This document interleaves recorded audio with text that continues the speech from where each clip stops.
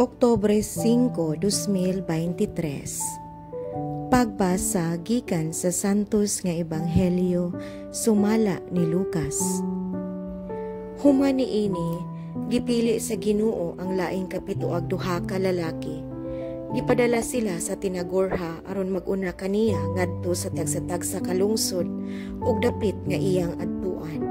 Miingon siya kanila, ang anihon daghan apan diyotay ra ang mga mangangani. Busa pagampo kamo sa tag-iya sa anihon aron magpadala siyag dugang pang mamumuo nga muani niini. Lakaw kamo, nagpadala ako kaninyo nga sama sa mga nating karnero ngadto sa mga lobo. Ayaw pagdala og buntil ni sudlanan sa limos, ni sandalyas, ayaw kamo paghunong aron paghimamat kang bisan kinsa diha sa dalan. Bisan diing balaya kamo moabot, unahan ninyo pag-ingon, ang panagdait maania ni ining balaya. Kung didto may nagpuyo nga mahigugmaon sa pakigdait, ibilin kaniya ang inyong yukbo sa pakigdait.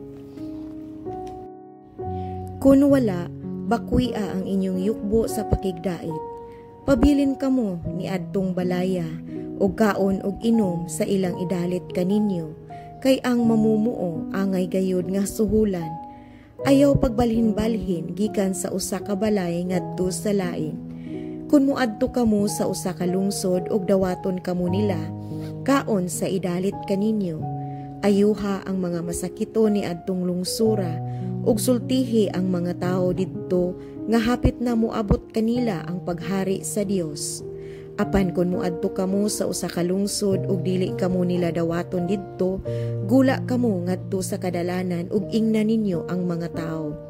Bisan ang abog sa inyong lungsod nga mitapot sa among mga tiil, among taktakon batok kaninyo. Apan timan-i nga hapit na maghari ang Dios kaninyo. Sultihan ko kamo nga sa adlaw sa paghukom sa Dios, mas maluoy pa sa Sodoma kaysa ni adtong lungsura. Ang Ebanghelyo sa Ginoo, daykon ko ikaw o Kristo.